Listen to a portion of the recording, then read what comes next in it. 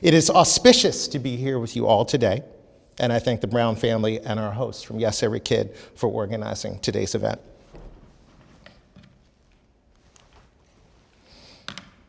Now, I just want to start with two pictures. They are two pictures from a map, and it's a map that was made in the 20th century.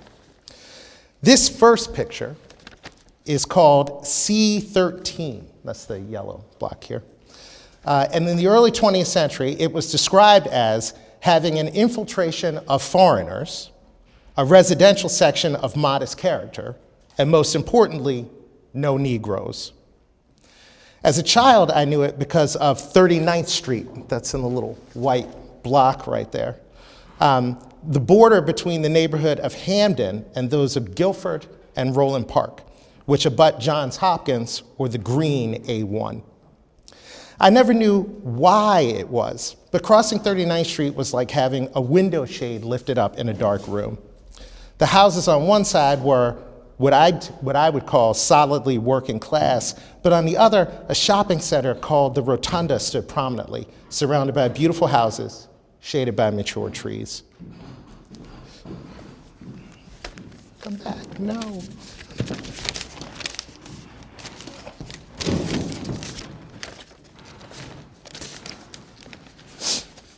Sorry about that.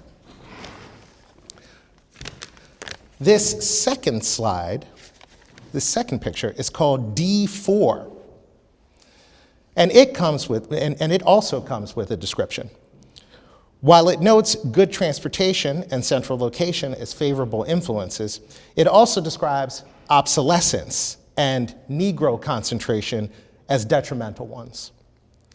I know D4 well because I slept, ate, played, and grew up there.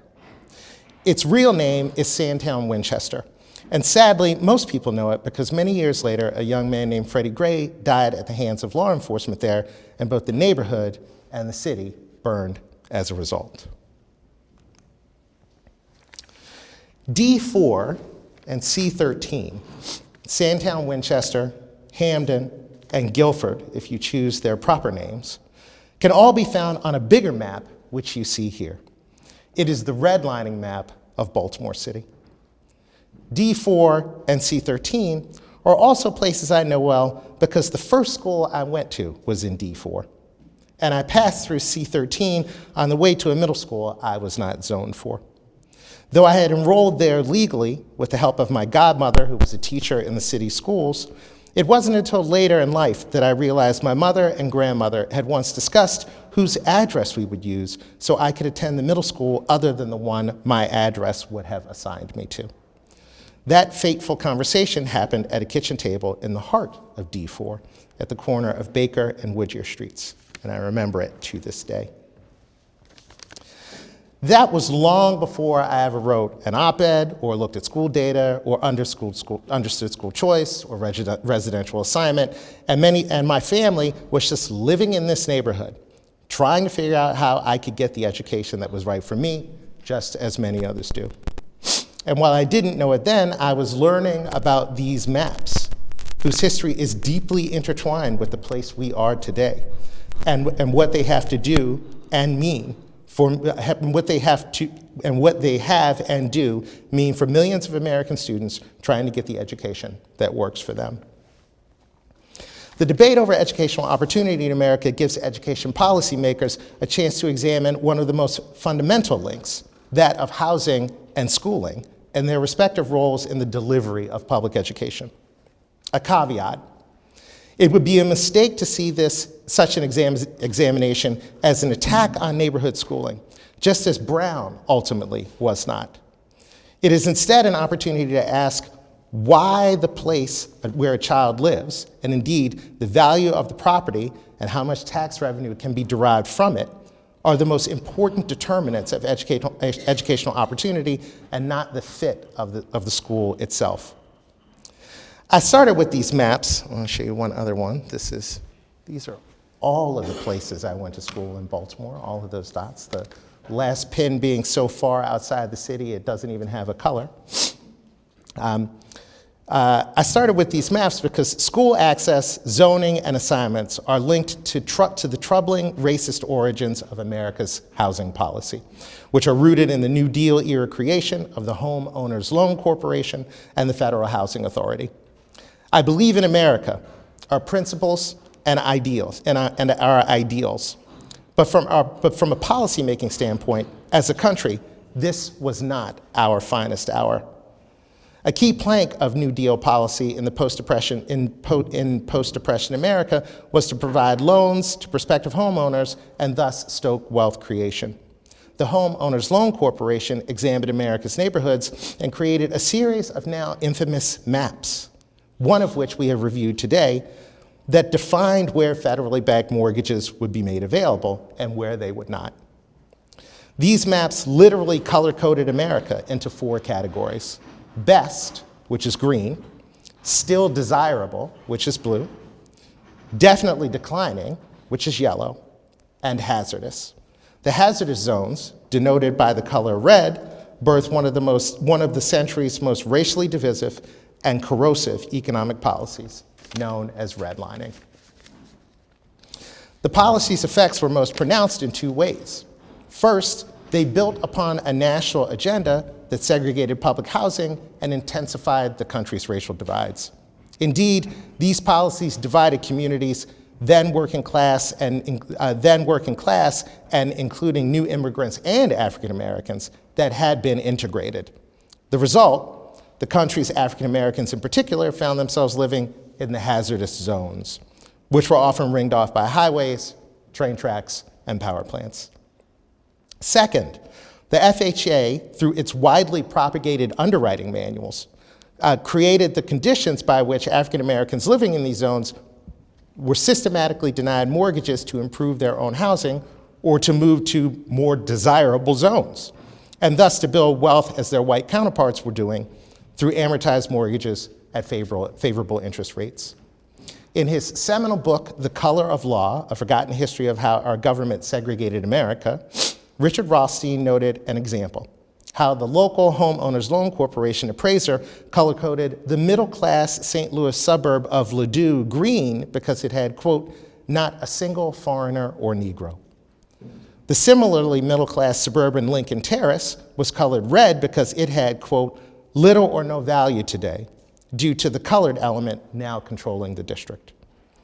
While Rothstein notes some exceptions, he rightly identifies how this process did a great deal to label African American homeowners as poor risks, which had a pronounced and chilling effect. The FHA, which also insured bank mortgages with amortized 20-year terms, included an explicit whites-only standard in its appraisal policies, thus making segregation the official policy of the federal government at the time.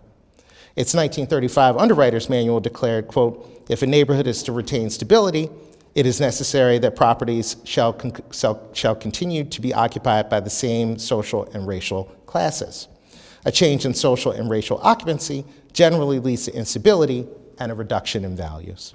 As Emory Law professor Dorothy Brown asserts, the nation's housing market still penalized Black homeowners through reduced home appreciation in neighborhoods that are more than 10% African American. Now you might ask yourself why this history matters to us here today and what it has to do with education, and more specifically with the idea of no more lines and the suite of education policies that live beneath that umbrella. The FHA also asserted that if children were, quote, compelled to attend school where a majority or a considerable number of the pupils present represent a far lower level of society or an incompatible racial element, the neighborhood in question will prove far less stable and desirable than if the condition did not exist, and mortgage lending would be inherently more risky.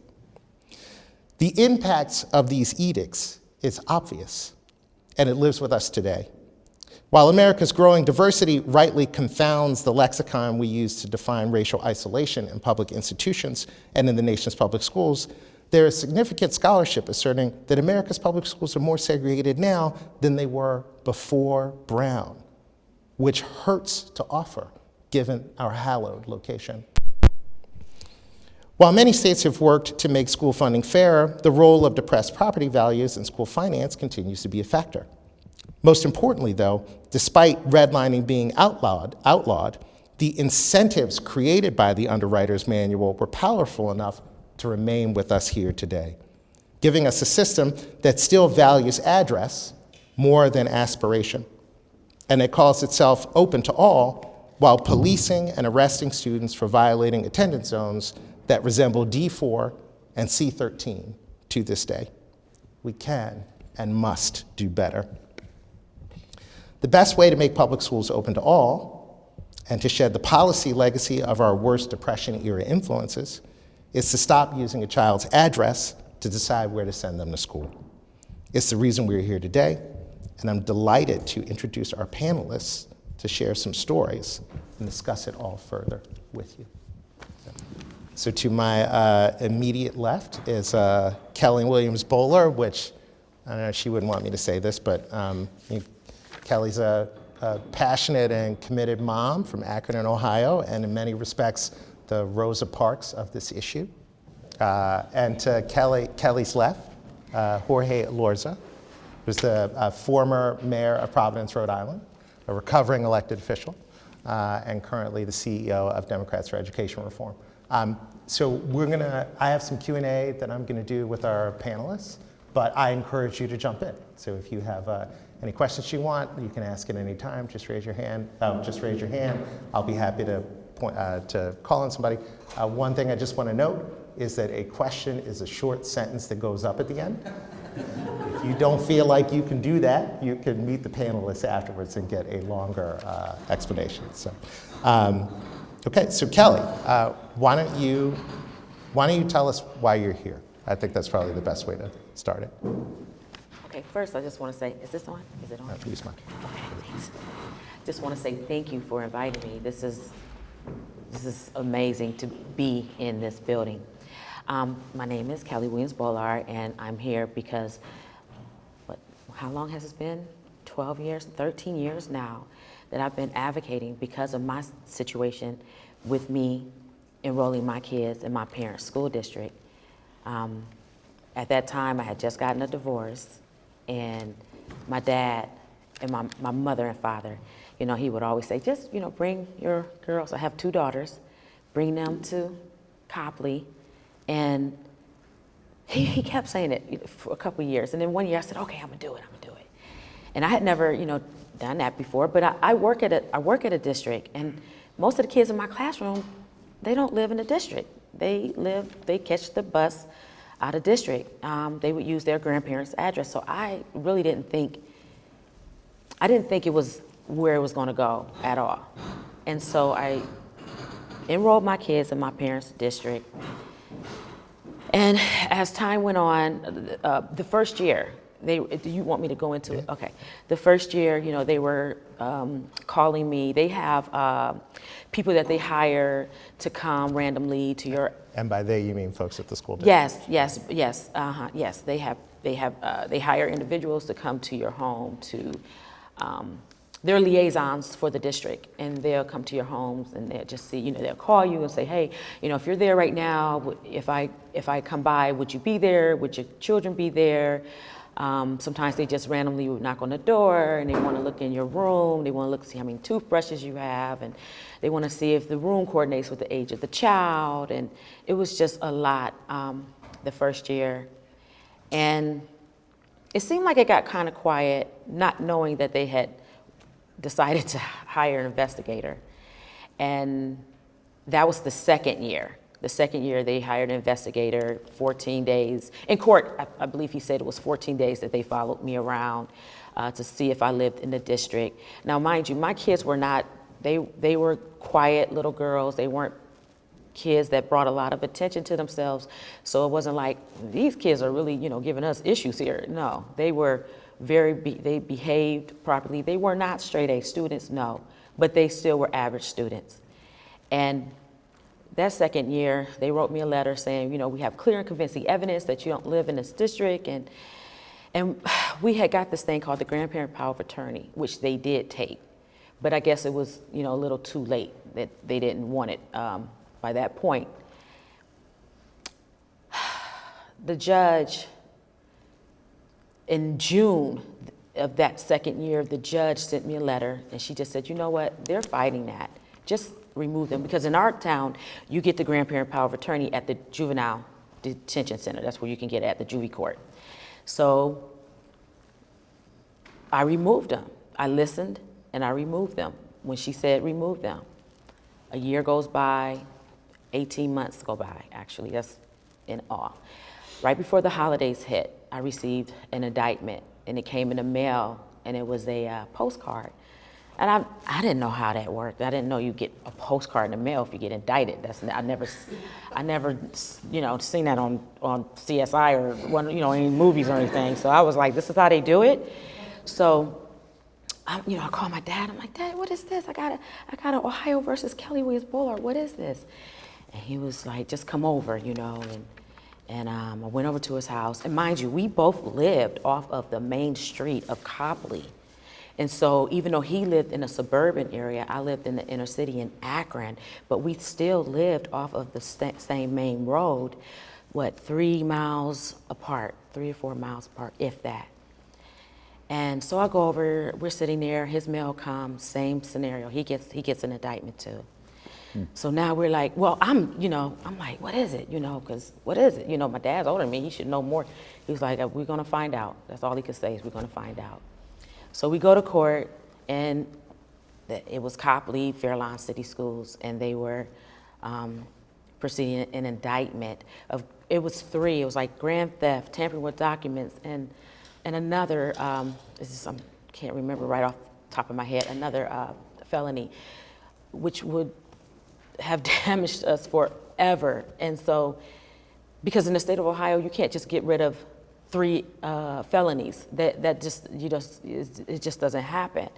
So anyway, we have to go to trial. So we go to trial, and the trial lasts 3 days. And so we're just trying to, me and my dad stood on trial. We were on trial together, and we had one attorney at the time. And we just tried to, figure everything out, figure out why this was all happening. And it was just a mess. Like, just looking and just thinking back on everything, it was just an absolute mess. And I don't know, it's so hard to express every detail and everything. I'm just trying to give you guys the meat of it all. And then, of course, my dad, that was the heart of it all, because my dad just did everything he could to not let something like that happen, I said I wasn't going to tear up. I said I wasn't going. So, your mom and dad, they just love you so much. And they don't want anything to ever happen to you. And that's why they do what they do. Just like I did what I did for mine. And so my dad, they had to drop his charges, okay? Because he didn't enroll the girls, I did. So they had to drop his charges. So then my dad stood before the judge, and he was like, we feel like we're being persecuted and prosecuted. They started looking into everything with my dad. I mean, my dad was sick. He was in his 60s. He had every health issue, hypertension, sugar, gout. He had everything. Going blind, he had everything. And they were like, oh, so he had a stroke. So you use, what is the word? You use at a certain age, you're supposed to turn over from Social Security to Medicaid. Medicaid, yes. And it's at a certain age you turn over from one to the other. And he hadn't done it. So they said, well, you stole $100,000 worth of medical. So we're going to put you in a penitentiary with murderers. And my dad went to the penitentiary, and he never came home because he died there alone, shackled to bed with his ankle in his hand, like he was a rapist or murderer or something. And he did not ever deserve that. And so with all that being said, that's why I continue this, and it's been 13 years. I'm not going to stop. I'm always going to do it for my father's name, because he didn't deserve that. Sorry.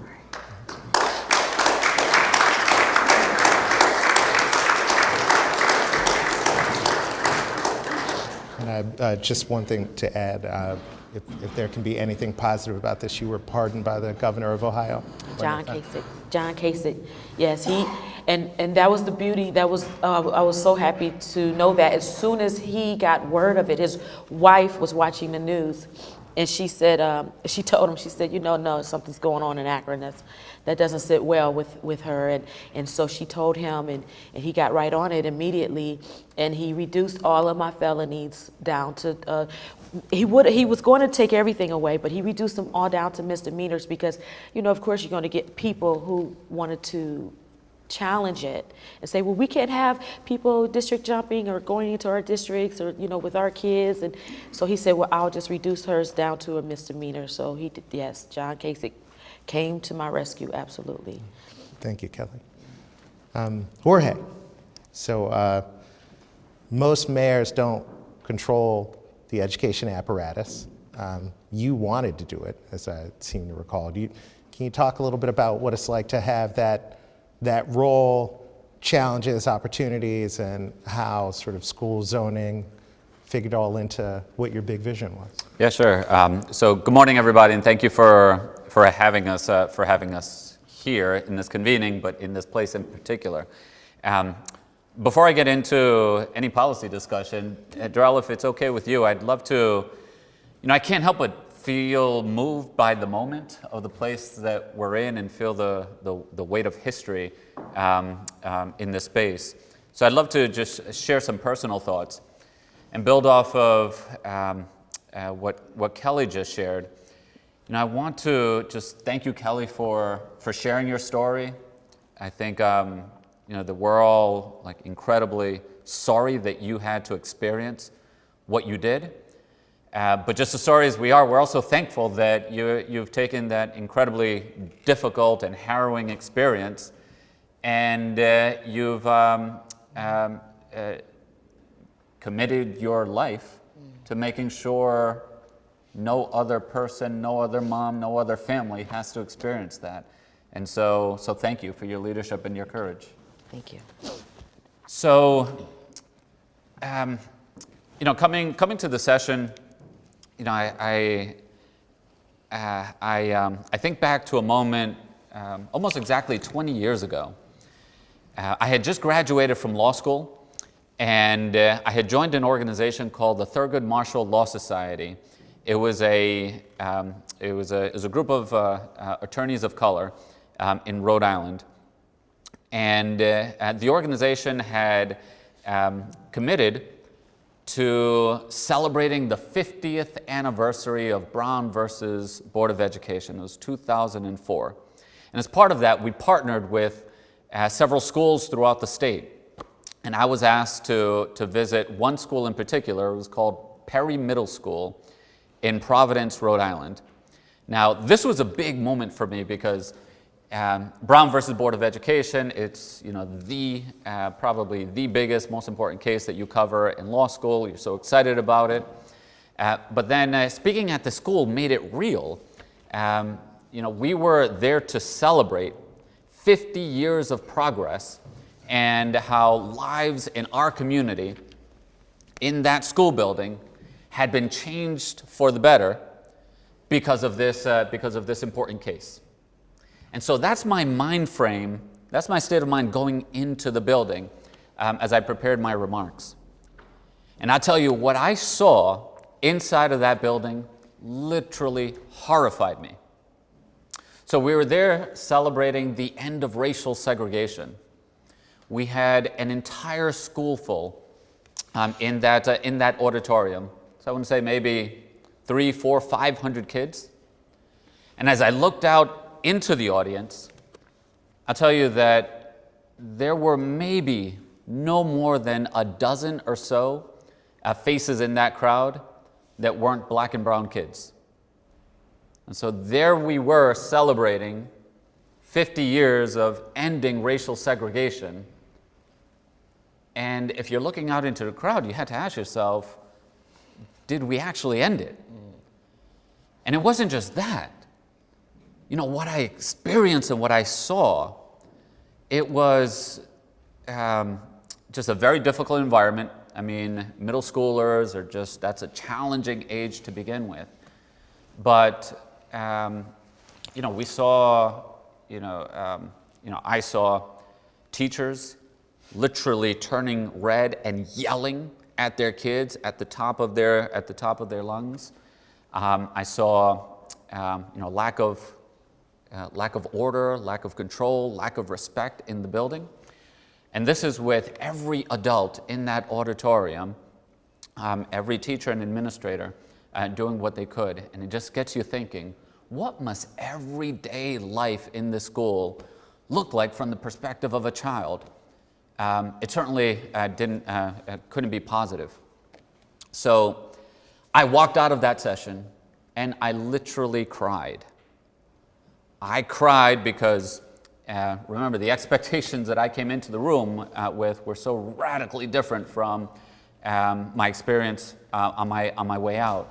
And I feel as though I had been let in and saw part of the inner workings and the challenges of our public schools in a way that I and many other people just don't have access to. And so, I come to this work from that perspective, but I also come to it from the perspective of a child who attended those same public schools, and now as a parent who recently had to make a decision on whether to send my children to those same public schools. Now, this school in particular, you should know, it was widely regarded, or at least generally regarded, as one of the worst schools and worst middle schools in the city of Providence. It has since been closed, and in the intervening years, it's been transformed into a high-performing charter school. And so, now it's one of the most coveted places, same building, most coveted schools that families apply for and try to get into. So that's a bit of a success story, but there's so much more work that needs to be done. And if I can just share a little bit about my story. I was born and raised in Providence, but I identify very closely with the immigrant community. My parents were undocumented immigrants that came from Guatemala. They eventually gained their citizenship in the 1980s. And as immigrants from Guatemala, my mother, 4th grade education, my dad, 3rd grade formal education. Yet somehow they knew that education was the ticket to a better life. And just as Kelley, my parents would do anything. They would endure any sacrifice to make sure that my sister and I had a better life and greater opportunities than they have had in their lives. And just as so many immigrant families who don't really speak the language, they place their entire trust in the public school system. And they sometimes assume that you get your kids to school on time, you pick them up on time, make sure it's safe, make sure that their necessities are taken care of. It's all going to work out. Get them to school and everything is going to work out. And you really don't speak the language, so it's hard to advocate for yourself. And as I've experienced with so many families, you endure so many hardships to come to the United States to provide a better life for your children. Then you entrust the public schools to equip them with the skills that they need. And then you realize too late that the public schools have not indeed prepared them for the world that awaits them.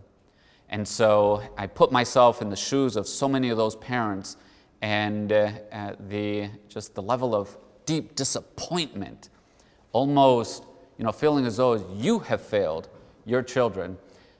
It's such a difficult position to be in as a parent, and it makes you understand why so many parents would make these impossible choices to provide for their kids. And you can't blame a parent. You can't fault a parent for doing everything that they can when they know what's right for their kids. So I'll pause there. I'll hand it back to you, Derrell. No, panel's over. No, so if you have questions ready to take them, I'm going to throw one out, by the way, though. So I because there are a shortage of people to do these sessions, I get to talk to people about this a lot. And a lot of the time I'm in a room with elected officials, and I'll say something like, okay, who in this room knows someone who has lied about their address to go to a school that they are not zoned for? And it is, great, you could do that now. If you want to, if you care to, yeah. This is like, it's a pervasive thing. I think, like families and electeds sort of know that this is a way that people navigate schooling pretty, often. What's it going to take to sort of make this issue like not a whispered one, but one that is so openly, kind of talked about? Can I hear that from both of you guys? You're asking what will it take? Because right now, I've always deemed it as the Underground Railroad to an education.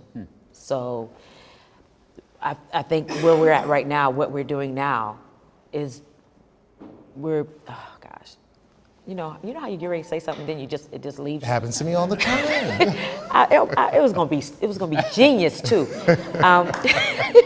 but I lost that, so have to go with just what we're doing now. I mean, so with your friends who are parents, do they have any sense of how? I mean, obviously they know you, but like, do people talk about, man, I wish it wasn't this way, or is it just a sense of, oh, it's got to be this way? No. Everyone believes that this is it's insane. It's ridiculous. I mean, all my friends have children, and now their children, they're starting to have children. So I mean, it doesn't stop. It's a continuous conversation, and it needs to be had in places like this, and in the policies, and we just have to make changes. It's time. It's just time. No one else should go through that. Jorge? I'll state something incredibly obvious, which is politics really matters when it comes to public education. I think we need to raise public awareness, and we need to raise political awareness on this. I think that what you're doing, Kelley, is really the most important. Making that moral case, but connecting it directly to these are real lives and real stories, real people and real families that are being impacted. I think first and foremost, that's the most important thing. I appreciate everything that Yes Every Kid is doing, and this broader coalition to raise broader awareness at a policy level. So all of that needs to happen. I'll also add, the reason why we're here, I think back to that experience visiting Perry Middle School and just being so shocked that those kinds of conditions can exist in our public schools. How do we allow that to happen? And how do we allow it to continue year after year after year? And it really forces us to question some very basic things that we've taken for granted. This link between where you live and where you go to school, housing, and education seems like an ironclad connection, but it doesn't have to be. Let's raise awareness in folks' minds that it doesn't have to be that way. This idea that simply because you're low income, that you have to go to a low-performing school, folks, it doesn't have to be that way. And, if we can continue to raise awareness among parents and among the broader community that you deserve better, and we can provide better, I think there's something really remarkable that happens when people see excellence. They want more of it. And when they can see that they themselves can have access to this, they want more of it for themselves, and they want more of it for their neighbors. And so raising greater and greater awareness, I'll tell you, this issue is the right issue. I think morally we are on the right side. It's going to take a lot of energy. It's just not making the moral case. It's not just producing policy papers. It's roll up your sleeves, kind of hard work that needs to be done. But we are on the right. We are on the right side of this, and more of this energy and growing this coalition is certainly the start of what it's going to take. Yes. And just tell everybody who you are and where you're from. I live here in Topeka. Thank you so much for being here. You kind of hit the nail on the head when you said your kids shouldn't have to stay in a low-performing school. I guess my question is, why are we permitting low-performing schools that we're paying for? Why are we allowing that to even be possible? So you don't have to go someplace else. Would you like to talk about your experiences trying to do this as the mayor of Providence? Absolutely, I'd love to talk about it. And so about 10 years ago, I had this crazy idea that I was going to run for mayor because I wanted to transform the public schools in Providence. And in Providence, the mayor actually does oversee the public schools, at least they did when I started. And I jumped in, and the first approach that I took was, I'm going to bring all the stakeholders in, and we're going to talk, and we're going to work this out, and they're going to see that what I'm trying to do, what we're trying to do is for the benefit of kids, and folks are going to understand, and they're going to make concessions, and we're going to work it out. And the sun's going to come out, there's going to be rainbows, and a whole bunch of cotton candy, unicorns, puppy dogs. Exactly. Of course that didn't go anywhere, but every elected official, once they come into office, you almost feel obliged that you have to take that approach. And so that didn't work. We took an additional step the next time the contract needed to be negotiated. I learned about all of the institutional barriers to, and legal barriers as well, to reforming documents and contracts and regulations. Eventually, I worked with the governor at the time, Governor Gina Raimondo, and I asked her to come in and take over the schools to bring in reforms that we didn't have the power to usher in at the city level. So we pushed. And let me just say that I received an education on the politics of education. And the forces of the status quo are powerful. They are incredibly powerful. It's everything from institutional inertia. It's a culture of compliance. There are legal barriers, like literally legal barriers that prevent you from doing what is right for kids, even if the political will is behind it. And so there are just layers upon layers of this. And it really took me from someone who wanted to transform our public schools from within to someone who was open to any idea that would deliver results for kids today. And so I can't say that I came in to office as an ed reformer because frankly I didn't know exactly what it meant. But I'll tell you, the last press conference that I did in my office was I called in 2 previous mayors, myself on my way out, and the incoming mayor, so 4 of us. And the message was very clear. You had 3 separate mayors saying, I tried and it didn't happen. I tried and it didn't happen. I tried and it didn't happen, with the message being to the new mayor, don't do the same thing and expect different results. And we called for the city and the state to consider charterizing the entire district. Look, the way that I think, the way that my organization thinks, we're not ideological about anything. The only thing that I would say that we are immovable on is that we work for results for the kids that need it the most. We're talking about low income, black and brown kids. That's who we work for. And whatever gets it done for them is what we need to push for. And the more we can get our political leaders to think that way, that's the start of changing this trajectory that our schools have been on, where, frankly, progress has been stagnant. I want to add a little something. This is like a little bit of good news. So a lot of the time you have a policy position you want to take, which is that, hey, you should be able to go to the school that's best for you. And people are like, there's no examples of that. That's never going to happen. And actually, in this case, there appear to be a great number of examples of, we were talking earlier, there are some schools that basically are prohibited from using your address as a way to enroll you. Think public magnet schools and charter schools or whatever, some interdistrict programs. And there are others that are prohibited from not using it, which is like your neighborhood school or whatever. So right now there are 2 systems, one where address is sort of has primacy and one where it doesn't, both living next to one another at the same time. Well, what would you and I want to hear this from both of you, actually. So I understand that elected officials have incentives, and I'm sure there's some appointed elected folks in the room who shall not be named to get the Voldemort treatment.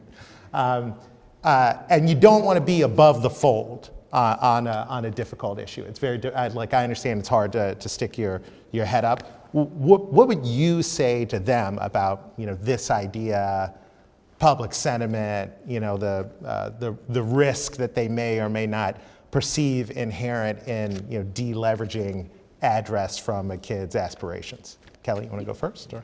I want you to go first. What are you going to say? I think everyone wants to hear from you, Kelly, myself included. So a couple of thoughts on the politics of it. This became clearer to me over time. There is a very clear difference in politics between executives and legislators, and each one plays its very, very important role. But I think it's really important, sort of the psychology, the way you think, and the sort of the incentives that you have and the influence that they have on you. Almost universally, I would say that if we want to transform public education, it's going to require executive leadership. Executives set the agenda. They not only provide policy guidance, but they also provide political cover up and down the ballot. And legislators play a very important role, but executives in particular when it comes to education. And one of the institutional challenges that we have is that the political incentives don't generally align on this issue. So who's in charge of our public schools? Is it the school board? Is it the mayor? Is it the city council? Is it the school board? Is it the state commissioner? Is it the governor? Responsibility. The answer is yes. Yeah. Responsibility is so diffuse, so that if you're an elected official and you have other challenges and other priorities and you don't want to lead on education, you're never really held accountable politically for not leading on education. And so my guidance to all the policy folks that are out there is, find those champions. Who are the folks that don't need to be convinced? They want to lead on education, and let's put a lot of energy, effort, resources, and our time to helping them be successful. Those are the gems, and those are the jewels. So let me pause there. Okay. And I also want to mention also what she said, but also what you said, to kind of combine it together, because what he just said was. So I want to give you an experience. So I also think it falls a lot on the administrators, the teachers, because you worked in the district. I worked, yeah. So I took today off. So they're wondering where I'm at, but this is too important for me. So there was a teacher, and it was a few years ago. I used to go visit her. I loved sitting in her room. Her room was so aesthetic. It was nice, comfortable. So we would talk, and she would complain a lot. So I'm like, well, tell me something, because she lived in a rural area. She lived in a really nice area. She travels back and forth. Takes her 45 minutes to get back and forth. So I'm like, why are you here? This is an inner city school. You can't relate to our students. But I didn't say that to her, but in my mind, clearly it's hard for her to relate. So I said, well, tell me something. How come you don't want to be at your district where you live, where it's close, where it's convenient? Oh, she said, accountability. Point blank, it's accountability. I said, well, elaborate. What do you mean? I don't have to, if a child gets a D or an F in here, I don't have to, the parent, they may not call me at 1 o'clock in the morning. I don't have to have anything written. It's just less work. So if you have a teacher with that mentality, and so we also got to have teachers that are willing to understand what they're there for. It's almost like we need to, when you hire staff, they need to take an oath, just like how you have officers take an oath, you have lawyers, attorneys take an oath before, right? Okay. So yeah, so same scenario, I believe, because you are molding a child's mind. And now, too. We've had incredible teachers too. We have, awesome science teachers and things, but we still have those ones that I feel that needs to, get them out of there. They're not going to do what they need to do. They can go, work somewhere else, because you're molding a child's mind. And if you feel like that I don't have to push myself to make this child better, and kids aren't dumb, they know it. They can feel if somebody is for them or against them. So another strategy question. So Brown is a litigation strategy. And were you a judge too, Jorge? Okay, so you sat on both sides of the table. And certainly litigation is one way to pursue a policy end, and has been effective in some instances on this specific issue. But then also legislation's a strategy, and I think Kansas took up open enrollment 2 years ago. Is that it? So did Idaho and Oklahoma, a couple other places. It's like they had a bill, surface in Virginia. It didn't get very hard. Can you talk about what you think the benefits or challenges are of either strategy, very specifically on the issue of sort of school zones and enrollment? And I want to add some color to this, so it's kind of like put my cards on the table. So for all of the issues that I've worked on, teacher talent, tenure reform, assessment accountability, school finance reform, all kinds of school choice, this is actually kind of the hardest one, despite public sentiment, I think, because people believe that their house gets them their own school, just as like an intellectual construct. So I'm just, if you want to chime in on that as well. Sure, and tell me if I'm responsive to your question, Derrell. Not at all. So just a quick point on judicial approaches. I know there have been movements to creating a cause of action, and I think that I'm very supportive of these efforts because it doesn't hurt, right? 30 years ago when Massachusetts passed many of their reforms, it wasn't by judicial decree. But the court case was working its way through the court system in Massachusetts. It was in the air. It raised public awareness, and so to transform our schools, it's going to take an everything of the above approach. And so I fully support measures to create a cause of action. I would caution against too much reliance on a judicial approach. And that's because the judicial branch is a very limited branch. They have limited powers.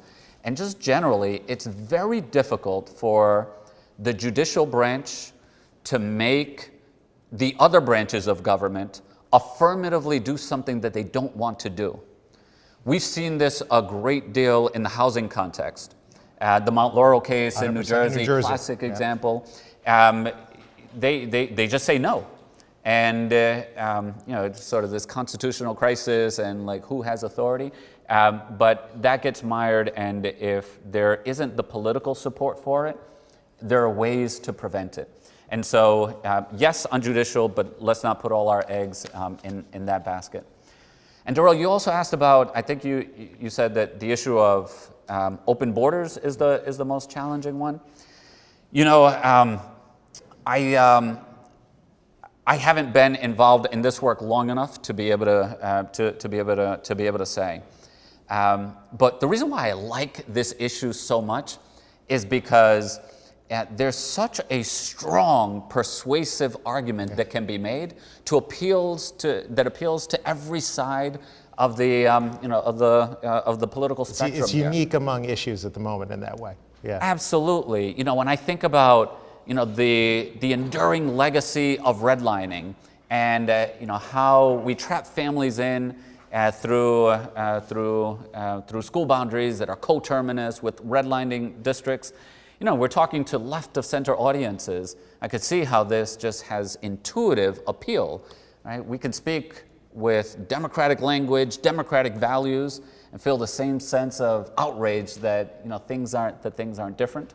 And so I think that this issue just has a lot of appeal, but I think that what we're up against is really two things, and I think we've mentioned it previously. The first is this belief that we can do better, and this belief among parents that we deserve better. That's one, and very similar is this ironclad connection between housing and education that we've just come to assume is the natural state of affairs and it can't be changed. But once that seed, that thought enters your mind, and you start thinking that it doesn't have to be that way, all kinds of possibilities begin.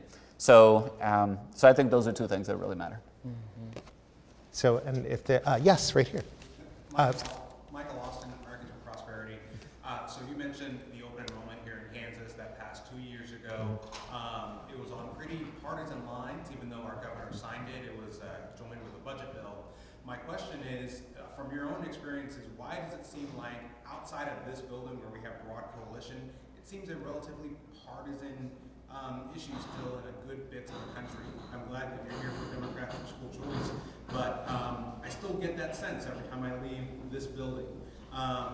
Any perspectives that you can give on why it still seems to be somewhat drawn on political lines and we can't get this kumbaya moment that you tried to get when you ran for mayor? Okay. Kelley, why don't you talk a little bit about how the people you know feel, and then we can talk about the polling some. Jorge? Well, okay, I want to make sure I'm understanding you correctly. So just elaborate a little bit more for me so I can understand. Sure. 2 years ago, Kansas passed open enrollment. Okay. So within the public school system, students can go from one school district to another and have the allocated funds follow that student. That was coupled with the school budget bill, and that's just kind of what we do here in Kansas. But when it passed both chambers, it passed on partisan lines. Mm-hmm. And so that kind of told me, even though, we're not threatening the public school system, this is completely encapsulated, and yet it was a pretty fierce partisan political debate. And so contrasting that with our conversations today, could you give me any experience or any perspective, why does it still seem to be a partisan issue when we can come together in this room and have people on the center right and center left both acknowledge that something needs to happen in our school districts? Is this a partisan issue among your friends? It is. I think people are just, it's a ignorance. It's a form of an ignorance that people just don't want to hear that. Like in where I live anyway, it's like they don't want to. They don't want to. Like it's a battle, and we're trying to break the battle, but it's a battle right now. At least where I'm at, which is in Ohio. And people get comfortable. I feel like they get comfortable. I don't. It's hard for me to really explain it, and I don't know if it's just like in my area where I'm at, but it's just like people. A lot of times they rather not deal with that. You understand? Like that's the best how I can explain it. I will hop on. So, the incentives of social media tribalism are well known and well felt, and those incentives reward partisanship, which I'm sure everyone in the room knows.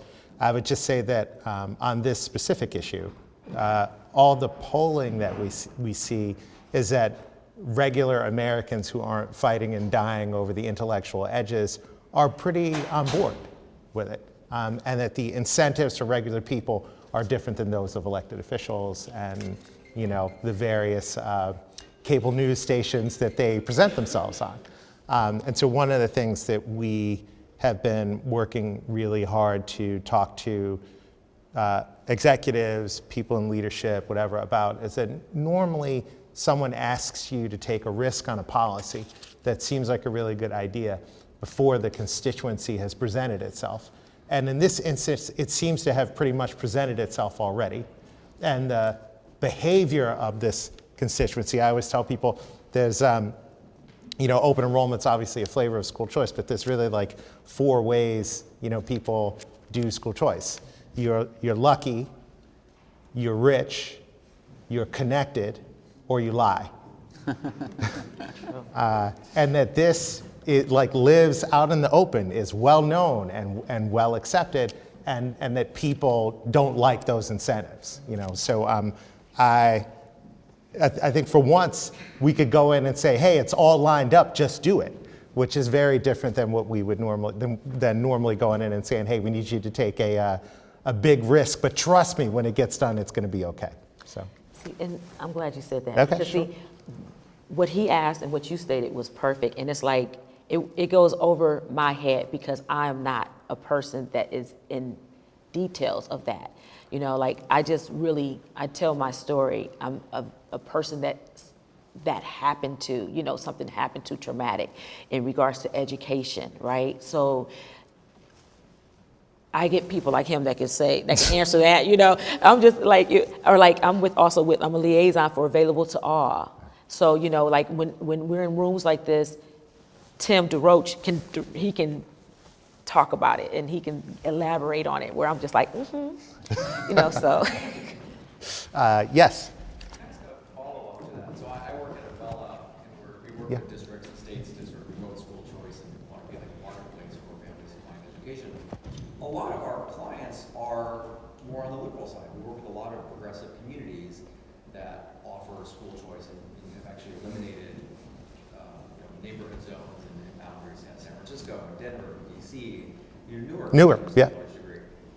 But then at the state level, it tends to be the opposite, where the people promoting kind of the ESA model of choice tends to be more on the conservative side. So why is there that dichotomy where some of the most liberal and progressive cities seem to be getting on board with this idea of school choice, at least public school choice within a district, district boundaries, but at the state level, then it flips? Yeah, I feel like your polling addresses this fairly substantially. Yeah, so in my organization, we do tons of polling, and to build off of Kelley's point from previous and Derrell's, this is overwhelmingly popular across the spectrum. Republicans, Independents, and Democrats, choice resonates with them because of course it does, right? It takes a second to understand why, of course, people want more options and more choices. And so, all of our polling confirms that. The challenge that we have is that translating that public support to political support, that's where the rub has come in, and that speaks to some of the incentives that Derrell has asked and spoken about. At the risk of just being Mr. Obvious, this issue is polarized and it's partisan because that's the world that we live in. But I think that there's still a lot that needs to be that can be done and needs to be done by folks who think similarly. At least we don't have to believe the same thing, but we have to come to what we believe in through a similar route. Belief in data, belief in facts, being data-driven, just reasoning through issues. And once you sit down and have a debate, that's where the public is at. That's why there's overwhelming support for this kind of work. And if we can get more politicians to join us in that journey, as opposed to being for what the other side is against and against what the other side is for, we can make progress. But to come back to something we said that we've mentioned a couple of times, I think is just so critical in this education debate for folks to understand the depths of the challenges that we're facing, to hear the stories and the real impact that they have on people's lives. And let me just make this one last point. So my organization, we are strong advocates of public charter schools. And as you know, in politics, there are many folks within our party, within the Democratic Party, that have been resistant to the expansion of charter schools. However, what we do is we reach out directly to elected officials. We don't take it for granted that they're going to be opposed to us. We do the outreach. We sit down with them. We answer their questions, and slowly but surely we win people over. we can't give up on this fight. If anything, we need to roll up our sleeves and recommit to the political effort, to doing the outreach, educating our elected officials and letting them know that this is what's going to deliver for their constituents and it's aligned with their values. There's a lot more work on that needs to be done. And interestingly, I would say, to your point earlier about executives, Glenn Youngkin has taken a lot of risks on open enrollment and supporting families with tutoring and a bunch of other things. And so has Jerry Polis, I think, who is now head of the NGA. They are two really good examples, I think, of executives who have a vision, are willing to spend political capital on it, and are willing to support charter schools, open enrollment, and other key policies. So it's not like it's not out there. Kelley, why don't you close us down? Close this. Your final thoughts. You didn't tell me I was going to do that. Well, it's spontaneity. Wait, I thought, but is that okay? I think I Is seen there a someone question with in a the hand. back? Oh, Sam, yes, go ahead. Hi, I'm Sam Duval from Oklahoma City. Chief Justice Earl Warren, in his argument at Brown v. Board, said that school had changed a lot. He looked back 70 years. He said it changed a lot from the 1800s until 1954. If you look back from 1954 to now, do you think education has changed a lot? And if you look forward, do you think it has the potential to change even more? And that question is for all of us, or? For all of them, yeah. I think it's changed, but I also think it has stayed the same, if I can say that, because we've evolved and we've done a lot of innovativeness to the education, right?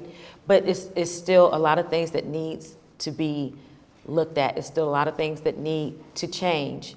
And it's no one wants to hear that, at least in the area I'm at, I live in. No one wants, it falls on deaf ears.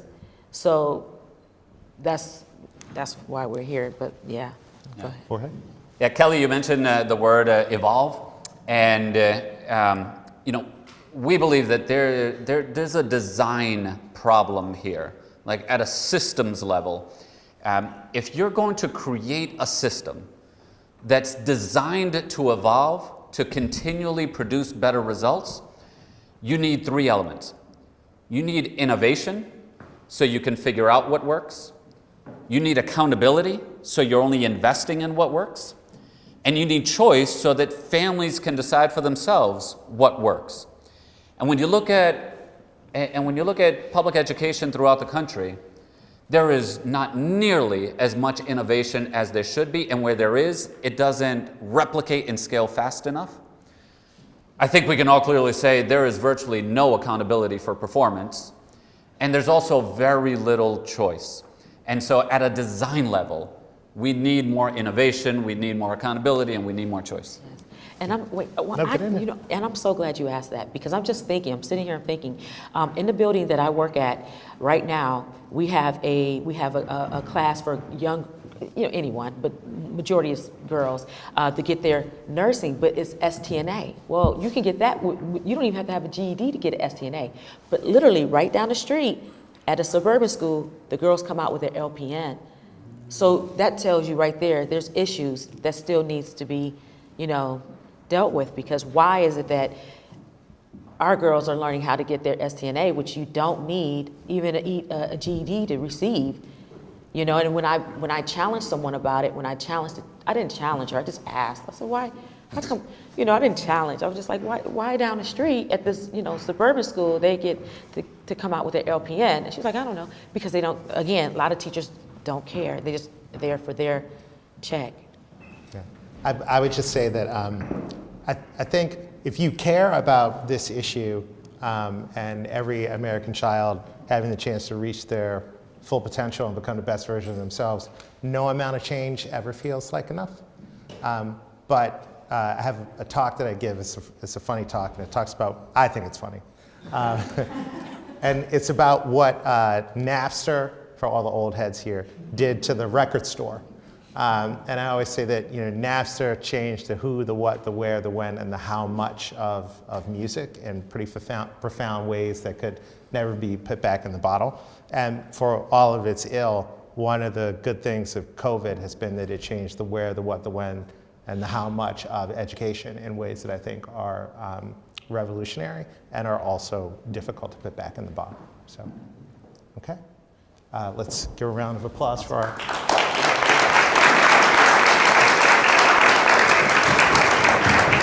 Me, myself included, are so conditioned to look at our education system from a perspective of scarcity. There aren't enough good schools, there aren't enough good teachers, there's not enough tax dollars to go around. And here at Yes Every Kid, we actually believe that there are enough schools, there are enough teachers, there are enough resources in all of our communities to provide each kid with the education that they want and need and deserve. We just have to get kind of creative about how we design and think about offering those options to families. Okay, so we all know why we're here, right? Divisive school boundaries.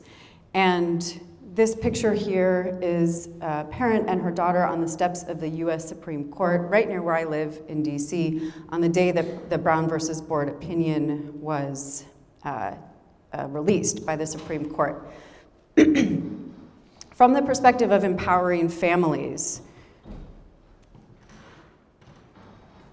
what Brown created was a new landscape that, at least in theory, opened up more choices for more families. At the core of the Brown lawsuit was a group of families who saw this beautiful new school being constructed and renovated in their neighborhood, and yet their own kids couldn't attend that school, even though they're tax-paying citizens, just like the white families down the street.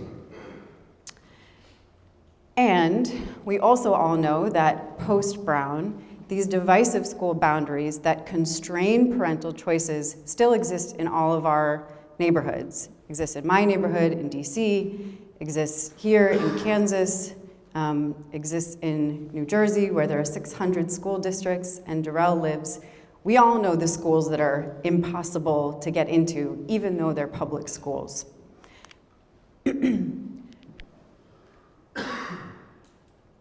These headlines here point to the most extreme version of this issue of divisive school boundaries.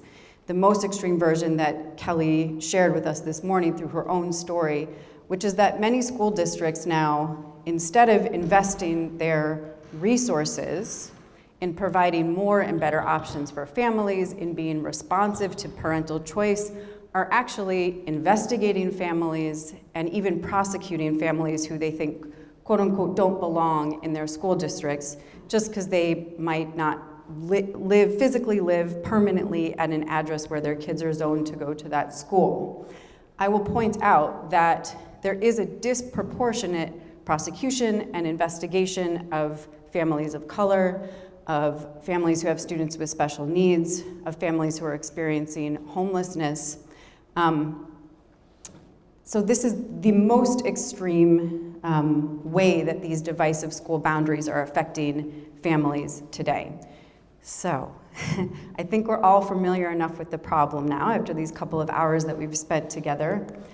So what can we actually do about it? Here's where it gets fun. Here's where it gets exciting on the good days, right? We can eliminate all school district boundaries by 2030. This is our No More Lines goal at Yes Every Kid, and this is the shared goal of our No More Lines coalition. How many of you belong to organizations that are members of our No More Lines coalition? Okay, if you don't, you are invited to join today. Come up to me, let me know that you want to join our coalition. We have over 50 organizations now that are part of our No More Lines coalition. It's a nonpartisan coalition of people from across the country who are interested in this very goal, eliminating all school district boundaries by 2030. Yes, it's ambitious, that's why we chose it.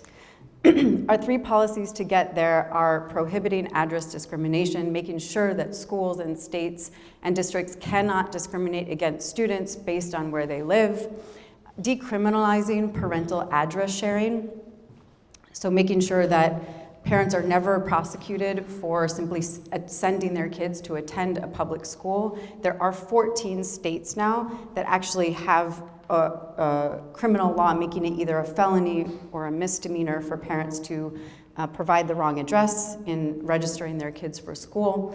And finally, this is the policy I want to focus on for the rest of our time together, mandatory statewide open enrollment.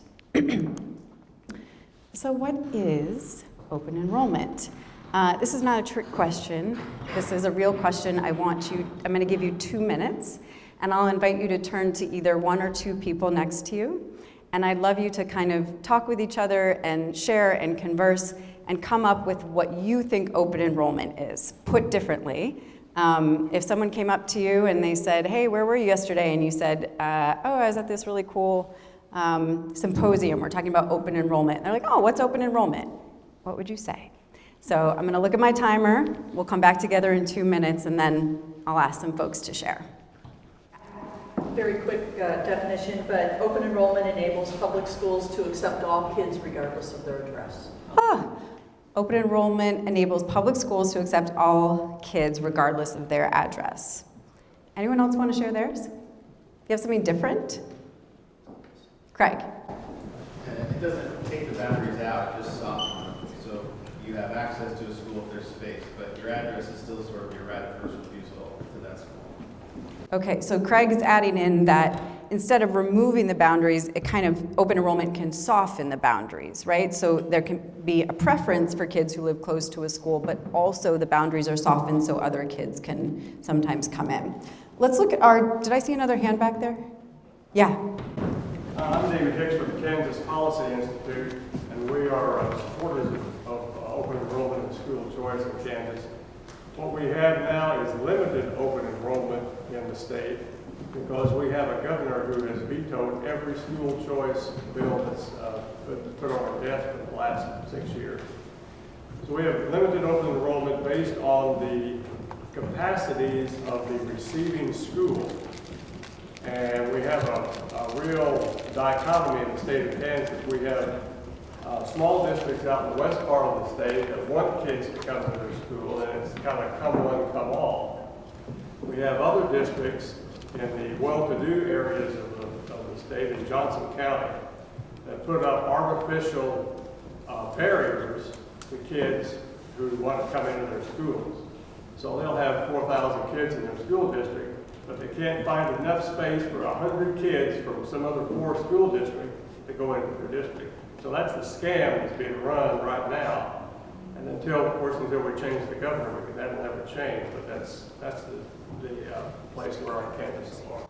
Thank you. I appreciate you sharing. And Shannon here, my colleague, is going to have a more in-depth conversation on open enrollment in Kansas this afternoon. So that was a little preview, but y'all are getting ahead of me on the policy side, which I appreciate. In terms of a definition, open enrollment gives all students the right to enroll in any public school regardless of where they live. A+ for this team over here. But the devil's, of course, in the details, so let's get into it.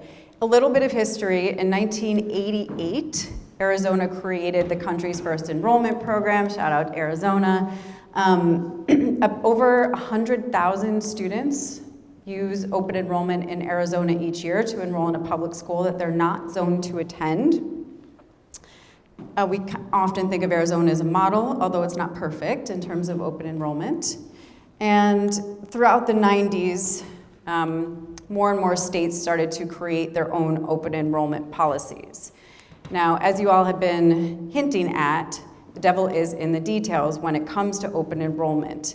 The strength of a policy is really what determines whether and to what degree it gives family real options, real choice, and real empowerment. So, pop quiz. I'll give you 3 options.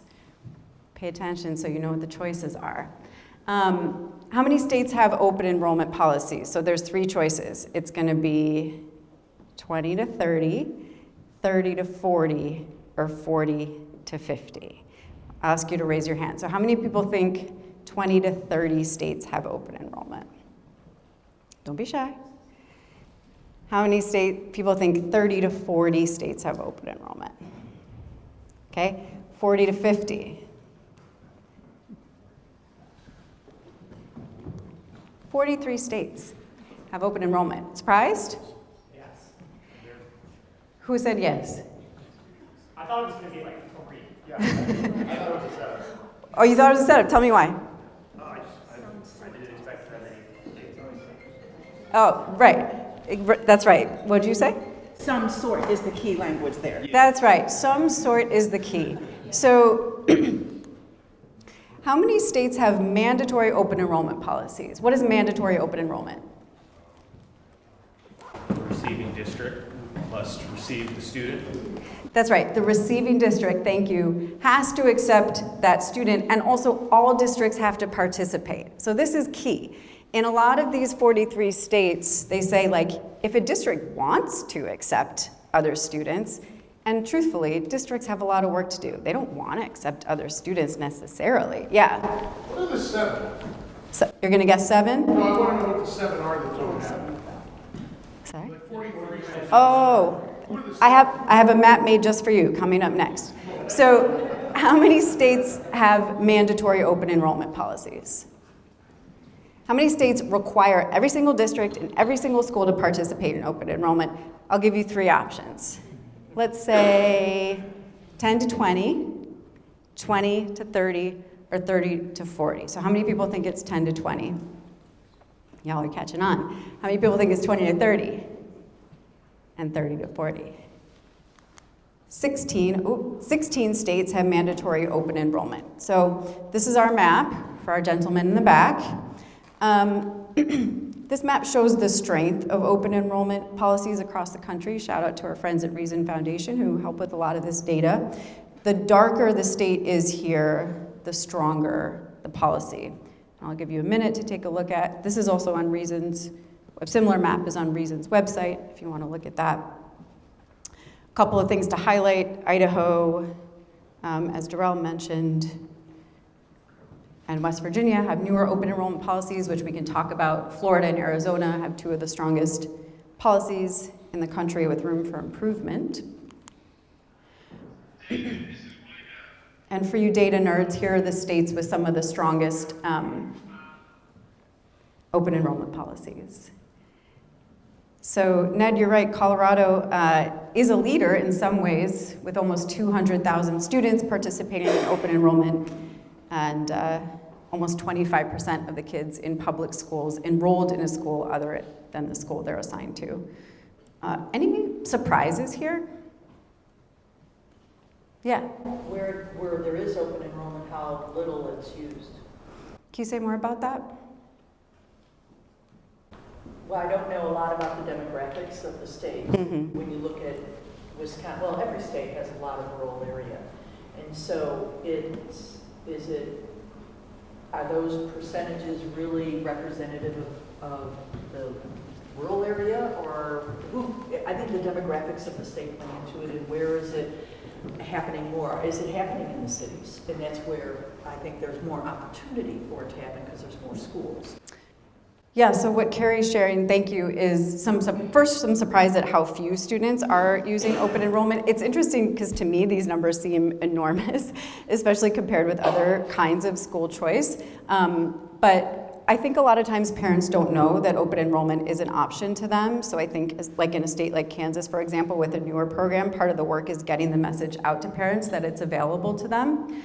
And to your question, Carrie, about who uses open enrollment, Jude is from Reason here is really an expert on this, but it really varies from state to state. And I will say that both urban students and rural students actually are pretty actively engaged in open enrollment when it's available to them. Any other questions about these numbers or this map? Yeah. Yeah, I'm just wondering if the percentage of open enrollment students includes students who are making choices within their district. Like, for example, in Denver, Colorado, they have a school choice program where you can pick any school in the district. But in addition, it's a statewide open enrollment program. Yeah, it's a great question. So the answer is yes. So there's 2 kinds of open enrollment that some of you may know about. There's intra-district, so the open enrollment that happens within the district you're assigned to. And then there's inter-district, where students actually cross boundary lines to attend a school that they're not assigned to. Ideally, there's both inter-district and intra-district open enrollment so that any public school in the state, any student who lives in that state can attend. Yeah. I'd be curious how many of those states That's a good question. I might have to turn to you, Jude, for this. So transportation is an issue that comes up a lot in open enrollment policies, as you can imagine. And there's kind of like a whole spectrum of choices that states can make, all the way from not providing any transportation to open enrollment students, to providing full transportation to open enrollment students, to somewhere in between, which is like, hey, if you can drop your kid off at this bus route for this out-of-boundary school that they're attending, and then they're allowed to, use that bus. So, Jude, I don't know if you had anything you want to add. Florida and Wisconsin do offer small travel stipends to open enrollment students across district. Jude is sharing that Florida and Wisconsin have small travel stipends for open enrollment students. Thank you. Okay, so states with notable recent open enrollment growth, Idaho, where I was born, so I can use that potato to make fun of Idaho a little bit, although it is a beautiful state. So we were really excited because in 2023, Idaho passed a new open enrollment law, very strong mandatory open enrollment across school district boundaries and within districts. And already in its very first year of the program, about 20,000 students have used the program. And there are actually 10% of families that were denied, so they applied to a school and then the school said they didn't have capacity for that student, so we're interested in looking at that more. Kansas also has a newer open enrollment program, and we're still getting the data back on that. But we're crossing our fingers. We'll get that data soon about how many students are participating. And then West Virginia also has a new strong open enrollment program that was championed by Senator Rutger there, who's a big school choice champion across the board. Yeah. Just to speak a little bit on Kansas, even though it passed in 2022. Can I give you the mic? Sure. Mike Lawson, American for Prosperity. Even though we passed mandatory open enrollment in 22, it takes effect this year. So just that could be part of the reason why data is just not available yet. Students are applying now to utilize that program. Thank you. So we're kind of watching these programs closely to see how they're growing over the next couple of years and how they can inform, hopefully, other states to make similar choices around open enrollment. I want to give you some time to discuss open enrollment a bit more, specifically how it relates to your work. But just before doing so, I want to come back to Arizona. Because I personally, in my work, have been pretty inspired by the school choice landscape that Arizona has created. I was talking recently with a legislative staffer who lives and works in Arizona on tax and education. He has 3 young kids who he sends to school in Arizona, and he told me that choice is in the water. There really aren't that many families in Arizona these days who just kind of choose to live somewhere and then send their kids to the local school without at least exploring other schooling options. And 36 years after Arizona created its open enrollment program, across the board, students in Arizona show more academic growth and academic gains than students in any other state.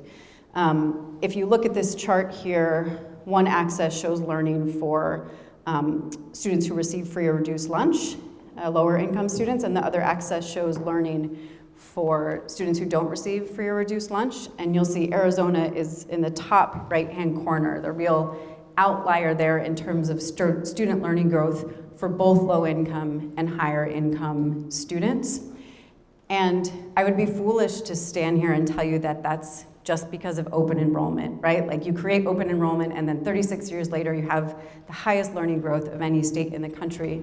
But there is something special about the way Arizona has truly invested in empowering families to make choices about their kids' education, which I think is in keeping with the legacy of Brown versus Board. And these academic results, while certainly not reflective of the whole education system, I think do point to a system, to what can happen when we empower families to make choices for their kids.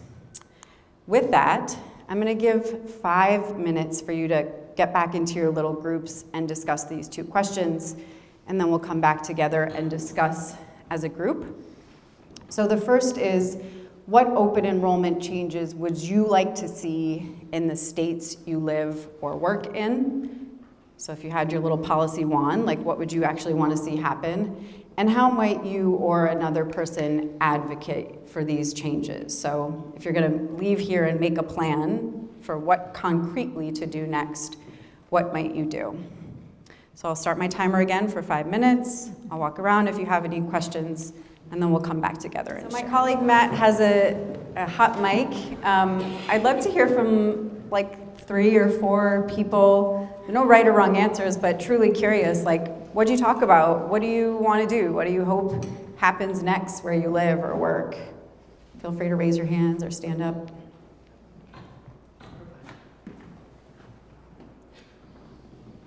Hey, Jordan Zachary with ExcelNet. So I think just generally we were talking about a lot of states, they put up proposals, but it's not necessarily mandatory. And then the other item like we were kind of talking about is like sometimes you have some legislators that are strong champions on policy, but like you just need to get a group of they know the policy is great, but how do we get them to push the best policy? Like you see legislators or folks that are aligned with mandatory, but they don't want to push that. They need support. And so then we were talking about support from the community, parent leaders, other folks who can be that support. And so just talking about what are some of the best strategies to involve community, to involve parents in this process, so that when it comes to trying to push good policy, there's also support in that sense. So. I love that. What states do you work in? Yeah, so my region, it involves Iowa, Missouri, Kansas, Oklahoma, some work in the Dakotas, and Nebraska as well. Oh, that's exciting. A lot of work to do in those states around open enrollment in particular. And I think you're right. We need to support legislators in being bold around open enrollment in particular, and I think parents are a really smart way to do that. Thank you for sharing. Yep. Got 3 hands. Greg Bybee with Avella. We discussed a lot around the carrot side of it, around funding formulas. And if you can have dollars follow the kids, which in some states they do, then districts are going to want to accept more kids because they tend to be under-enrolled right now. So they'll want to open their doors. The challenge, of course, is if they're over-enrolled, they're always going to want to prioritize their local kids because those are the people voting in the school boards. But starting with the carrot and the money can help. Yes, we need the money to follow the kids when it comes to open enrollment. Ideally, as much of that per pupil funding as possible will come with the kid when whatever public school they attend. And also districts need to be required to allow students in when they have the capacity to do so for whatever seats are open. Yeah? George Califf with First State. We do work in various states around the country. We're talking about how do we make sure we focus on students with unique abilities and unique learners. And so there's a question then around capacity, and in certain states, what states are doing it better, what states are doing it worse, and just making sure that obviously we're trying to be inclusive of folks moving in between school districts. And as a proud Arizonan, I was cheering from back here in case you guys didn't see that we're leading the charge. I was open enrolling, my parents open enrolled us in 1998, so wow. Back in the day. But what happens with students with unique abilities? And how do we ensure that there's capacity in schools for them in an open enrolled scenario versus in current scenarios, and how are states doing that well or not well? So share your solutions with us. What did you come up with? Oh, I didn't come up with, well, there was one solution to talk about, which if there was a way to take sort of the amount of students that have unique abilities in a district and have some type of proportionality so that they have to, let's say, okay, if it's 15% of students, I know that that's really high, but that you have to prioritize and ensure that they have enough seats. I know we've had some scenarios in Arizona where there are colleagues of ours that have had to go to multiple different school districts because all of them are at capacity for students with unique abilities, and they just felt like they couldn't serve them or the funding or things like that. Sam, did you have something to add? I saw you nodding your head. I think this goes back to, I have to stand up, so I think this goes back to the 4th principle about abundance, right? When you think about capacity depends on scarcity, right? Which is the opposite of abundance. And so we are asking that people think about schools differently and their ability to change how many kids they serve in a given year in a given space. we are challenging the notion that you should measure capacity at all, which is difficult politically, but that's one of our goals. Thank you. Okay, let's take one or two last shares here. Kim Borchers, Topeka. I sit on the board of directors for a classical Christian liberal arts school here in Topeka.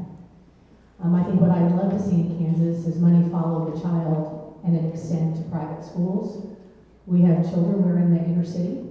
We have children that are walking past Care Paravel and going to a public school whose parents would desperately love to have them at Care Paravel.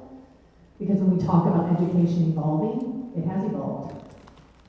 Parents are looking at schools being a partner with them, oftentimes as they're a single mom. And they want a Christ-centered education. It's educating their kids that is faith-based. And they don't expect public school like that. But they like that for their children. So if money does not follow the child, you don't have choice. There's no choice for them.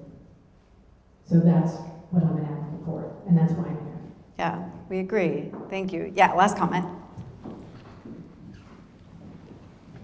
One of the things, I'm Jane McInerney with State Policy Network. One of the things that my small group discussed was not policies, which is a tactic. I keep seeing the news about national fertility rates and birth rate dropping, and then we're seeing the trends in enrollment declines across the country, whether it's because of chronic absenteeism and or the proliferation of private school choice programs popping up. Like, I'd love to see us start calling the bluff of receiving districts, because I just don't see how much longer they're going to be able to get away with saying they don't have space. And I'd love to know what the group thinks of that approach. Yeah, thank you. You know, what's interesting is that we've been talking to some legislators in Michigan about open enrollment and improving their open enrollment program.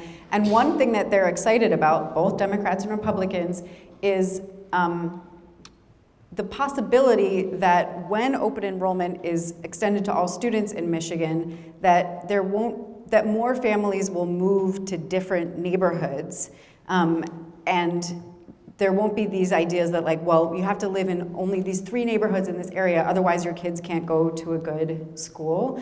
And so you're right, there are a lot of schools that have a lot of capacity, and once we open up these artificial constraints, there can be more like dynamic and fluid movement in a lot of areas in the country. So thank you. To wrap us up for next steps, so Sam and I and the rest of our policy team, we are always excited and happy to write any bill language, legislative language that's helpful for your individual states. We take a deep look at the context of the state and the style of the state writing, and we can help you craft open enrollment bills. And so if that's something you're interested in, please let us know. We'd be happy to support. Also, after lunch, I'm leading a policy breakout session, and we can get into all these kind of nitty-gritty details that you have been raising so brilliantly, so you're welcome to join that. And I want to close up by saying thank you. I feel really honored to be in this space. I'm feeling grateful for the brave parents who stood up and became the plaintiffs in the brown suit in order to reach for something new and better for their kids and the generations of kids and beyond.